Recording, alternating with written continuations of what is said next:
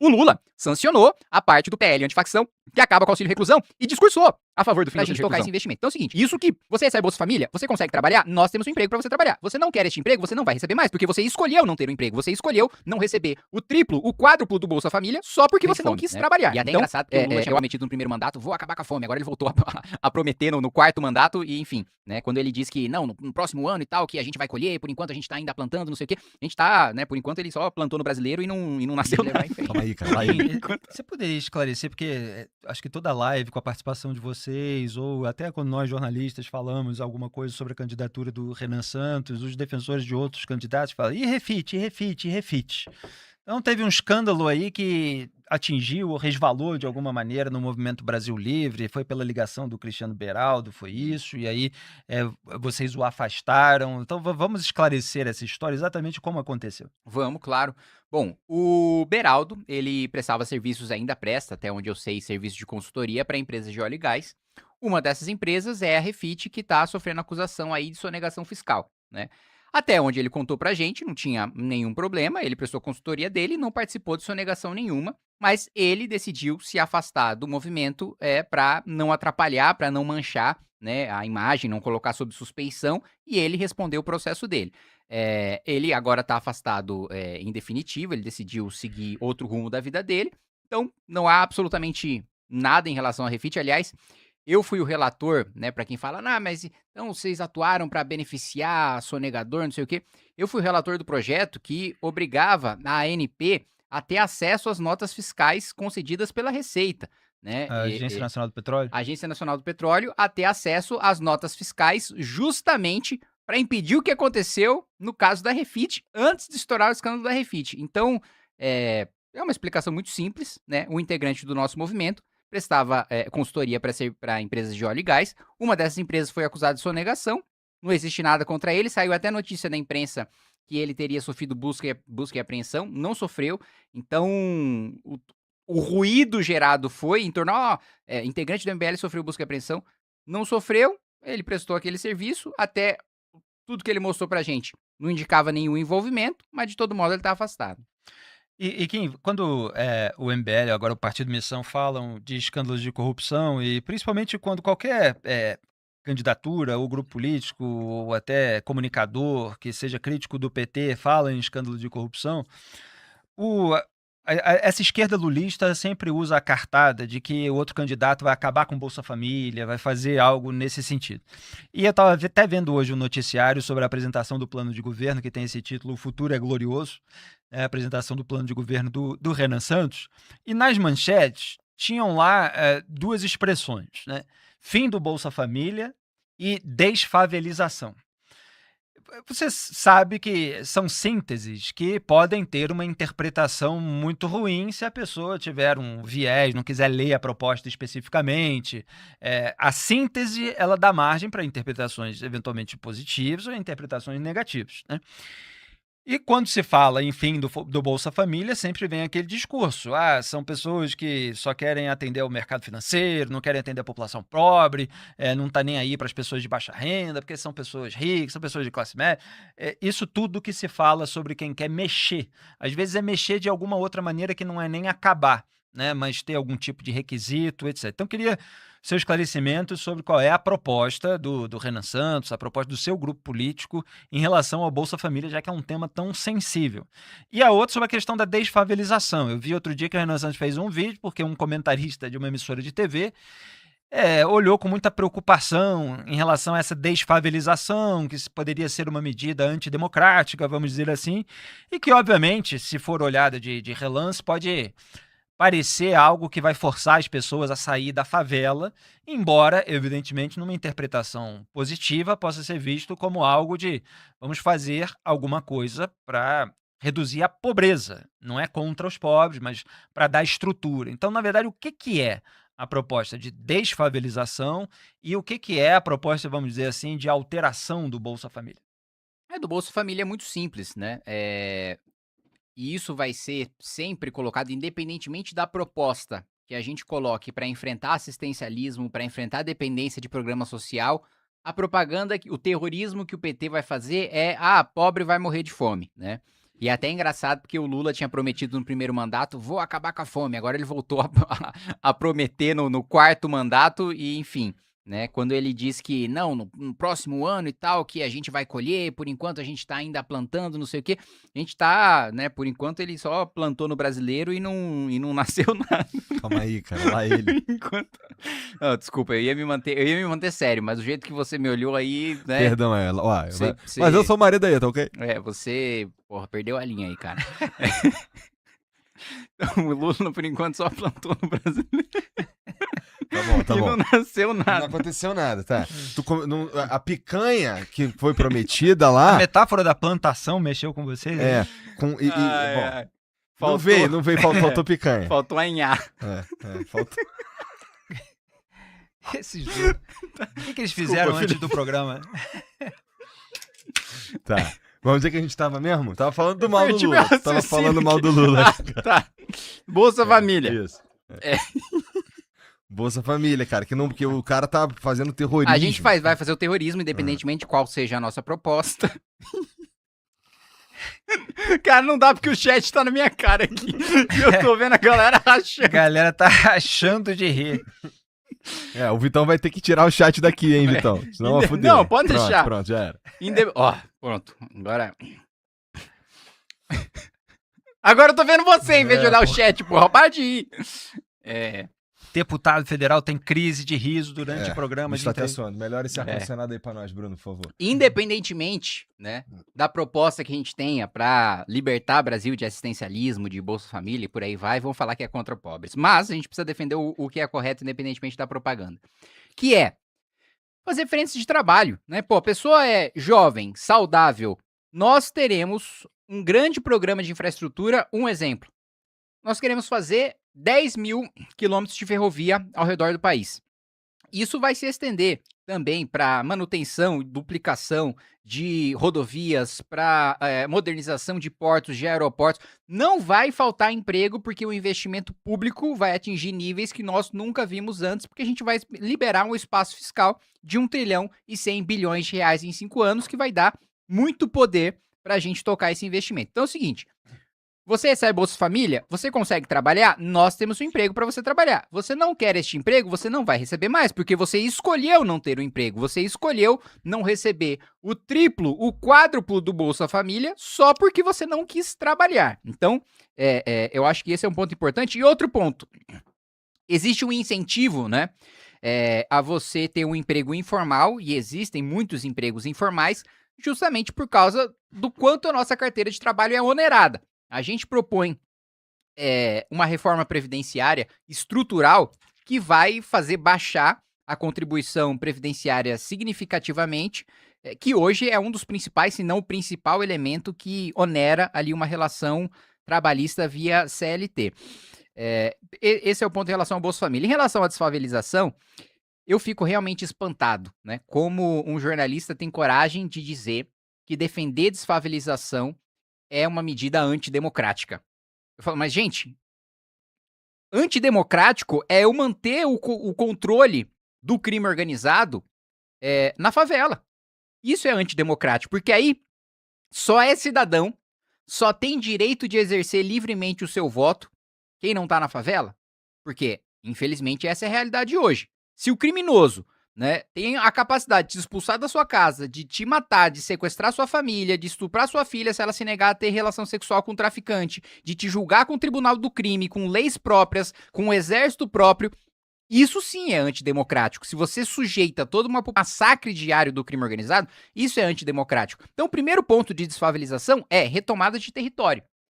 E aí, podem falar que a gente é antidemocrático porque a gente defende a decretação do estado de defesa, né, que é um estado de exceção previsto na Constituição, né, em que você tem o poder de, em locais específicos, você temporariamente limitar o direito a reuniões públicas, a você poder fazer busca e apreensão sem mandado judicial, para você retomar a ordem no território. E nós defendemos que isso seja feito. Nós defendemos que as polícias militares, com auxílio das Forças Armadas, retomem os territórios, e em retomando esses territórios, a gente pode fazer infraestrutura urbana, a gente pode, de fato, né, construir casas decentes, a gente pode conceder o acesso a saneamento básico, a gente pode, né, enfim, tudo que hoje, né, é prestação de serviço via extorsão por parte do crime organizado, nós podemos fazer de maneira, né, de maneira com que aquilo seja prestado decentemente, legalmente, sem a extorsão que é praticada contra os moradores dessas favelas, né? Porque, mais uma vez, ressaltando,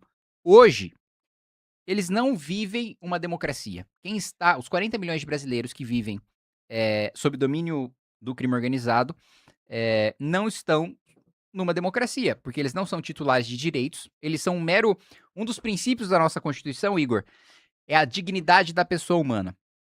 O que significa a dignidade da pessoa humana? A dignidade da pessoa humana significa que todo ser humano é um fim em si mesmo.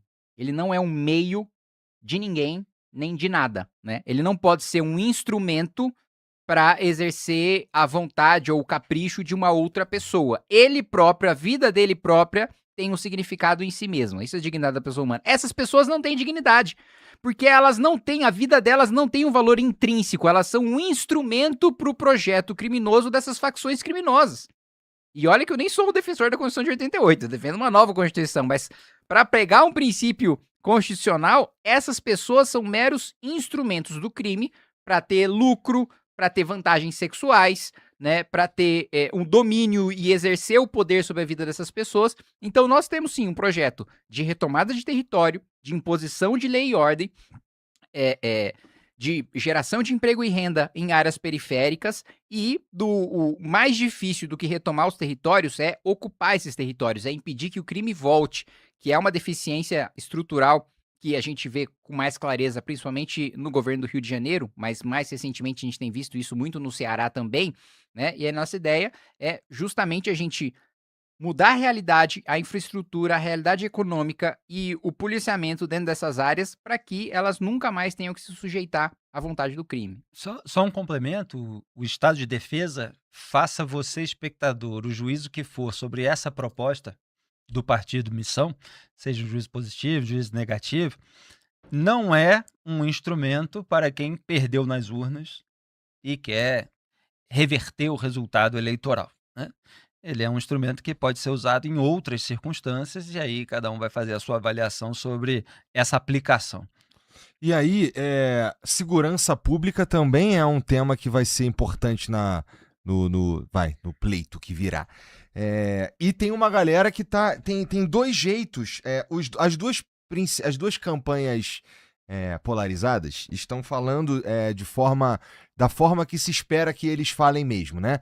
Então a gente tem, por exemplo, o bolsonarismo, o lado do Flávio falando em operação policial, falando uma parada assim, em transformar em organização terrorista, tudo isso. E tem o lado do Lula que fala de uma outra maneira de enfrentar. Eles vão falar que não tem que ir fazer operação na favela, tem que enfrentar o dinheiro na Faria Lima, não sei o quê. Eu acho que o ideal seria uma junção das duas coisas, né? Que seria, você ainda precisa resolver a vida das pessoas que estão lá sofrendo hoje, e você ainda precisa eliminar o fluxo de dinheiro das facções. Como é que tu enxerga o assunto segurança pública como um tema importante nessas eleições? Não, acho que é o tema mais importante, né? E eu falo isso não só por pesquisa, mas por um sentimento pessoal. Hoje, pessoalmente, eu como eleitor, a coisa que mais me preocupa é a segurança. E eu falo isso pra você porque acho que eu moro em São Paulo há 10 anos. Acho que nesses 10 anos eu fui assaltado 6 vezes, né? Então, assim, é uma preocupação gigantesca, né? Principalmente porque uma coisa é você pensar estatística. Outra coisa é você pensar na vida de uma pessoa que foi lá, passou 2 horas no ônibus, no trem, no metrô, pegou a linha vermelha lotada para ir pro trabalho. Aí, pô, eu não morava em Santo André, trabalhava em Interlagos. Isso é uma epopeia. Tá no cinema agora, a Odisseia. Eu tinha que ir lá, chegar, mano, furar o olho do Polifemo, né? Isso enfim, tinha que passar por toda essa saga. O cara volta, pega outras 2 horas e tal, pra vir um desgraçado colocar uma arma na sua cabeça, decidir se você vive, se você morre. Você passa o celular, ele ainda te dá uma coronhada, você ainda tem que passar numa UPA, esperar 4 horas pra receber ponto, pra você voltar pra sua casa. Obviamente essa, de fato, tem que ser a maior preocupação do brasileiro, e a gente vai tratar dela. Eu só quero colocar um ponto, antes de responder objetivamente, O Lula tem mudado o discurso. Por quê? Eu tenho um exemplo de um projeto meu. Eu aprovei um projeto que aumenta a pena para furto, roubo e receptação. O PT votou contra, discursou contra. O Lula sancionou. Então, assim, o PT, por estar vendo que o seu discurso de dar cervejinha, de ressocializar, de combater na ponta do lápis e não da ponta do fuzil, como ele tá vendo que esse discurso não cola, né? Ou pelo menos não cola mais, eles estão mudando de postura, né? Tanto que o PT sempre foi contra acabar com o auxílio reclusão, né? Acabar com o benefício que é pago para as famílias dos bandidos presos. O Lula sancionou a parte do PL antifacção que acaba com o auxílio reclusão e discursou a favor do fim do auxílio reclusão. Isso que eu tô há 7 anos na Câmara escutando o discurso de petista e de psolista falando que o auxílio reclusão é importante porque a família não tem culpa pelo que o bandido cometeu, porque depois se a família tá desassistida, ela vai depender do crime organizado, porque senão a própria família pode ir pro crime quando o criminoso é só o chefe da família. Enfim, esse discurso que eu já escutei inúmeras vezes, vai lá o Lula, não só sanciona, como ele endossa em discurso. E nessa minha proposta ainda, o governo federal colocou 2 milhões de reais para dizer que é uma iniciativa do governo do Brasil. O governo do Brasil não dando moleza pro crime. Falou, não, o projeto é meu, o PT votou contra. Aí vocês estão colocando grana, impulsionando. Eles têm a cara de pau. Você sabe que eu faço live na Twitch, né, Igor? O governo federal tá colocando anúncio dizendo que o projeto é do governo na minha Twitch. Não, isso é grotesco. Né? Tem isso. Na minha Twitch já reparei 3 coisas. Tem propaganda dizendo que tá ganhando dinheiro do governo. Não, mas aí né, não sou eu que escolho os anunciantes, é a Twitch. Aí o governo tá colocando anúncio de que o meu projeto é o projeto do governo. Coloca do pé de meia e também coloca dizendo que no Farmácia Popular já tem absorvente para pessoas que menstruam, né? Porque eles também não podem mais falar mulher, né? É pessoa que menstrua. Então, só fazendo um preâmbulo, por assim dizer, de que o PT tá mudando o discurso, né? Tá. E dentro do PT tem uma ala ali O pé de meia e o lance do absorvente também não são propostas originalmente sei lá, do PT, né? Se eu não me engano, o pé de meia é da Tabata. É verdade. Não, você tem razão. E o do absorvente também. Eu acho que também, é. Então, assim, o governo não tem muito o que mostrar, né? Então, ele fica utilizando que a Tabata ainda é da base do governo, né? A Tabata ainda vai fazer campanha pro Lula, enfim. Então, é mais justificável eles pegarem um projeto da Agora, pegar o projeto de alguém da oposição, morra. Aí é a mesma coisa de eu chegar e, sei lá, a Câmara aprovou um projeto da Erika Hilton. Eu sou presidente da República. Eu vou falar, olha só, o governo Kim aprovou. Não, tá de sacanagem, né? Mas, enfim. Não, só um parênteses, você falando de segurança pública, eu cheguei nessa manhã de Nova York, tive a oportunidade de passar aí uns 10 dias lá. E nesse momento final da Copa do Mundo, embora eu não tenha ido pra Copa do Mundo, Não entendi a mas tinha... necessidade de você esfregar isso na nossa cara. Cheguei hoje de Nova York, fiquei 10 dias vendo a Copa. Eu não fiquei vendo Achei a Copa. Eu não tinha dinheiro pra comprar o ingresso de 40 mil reais Caro no estádio mesmo, dessa caro fase mesmo. final e tal. Eu só via a torcida se movimentando na rua, entrava naqueles pub lotados. Mas eu citei isso porque eu fiz uma coisa estranhíssima lá, que eu usei o celular na rua. É um negócio estranhíssimo para quem mora em São Paulo, você poder usar o celular na rua, e todo mundo utiliza o celular na rua em Nova York. Felizmente, um policiamento bom ali, não vi nenhum episódio de furto, não vi ninguém reclamando com a polícia de que foi roubado, o que é muito comum nos centros urbanos, ainda mais naquele centro ali comercial, financeiro, turístico, cultural. E é muito estranho você estranhar, né, que o celular possa ser usado como um telefone móvel, né? E, no entanto, aqui em São Paulo, a gente tem muito receio de utilizar o telefone na rua, mesmo dentro do carro, quando você está no trânsito. Quando eu estou vindo aqui para o Flow, muitas vezes a gente pega carro de aplicativo e o motorista fala, olha, não usa o celular não, olha, diminui a luz do celular, olha, nem no banco de trás e tal. Cuidado aqui nessa região, porque eles jogam pedra no vidro. Então, o assim, Waze já apita. o Waze já tá apitando, pois é. E se você gostou do vídeo, não se esqueça de deixar o like e se inscrever no canal. Te vejo no próximo vídeo.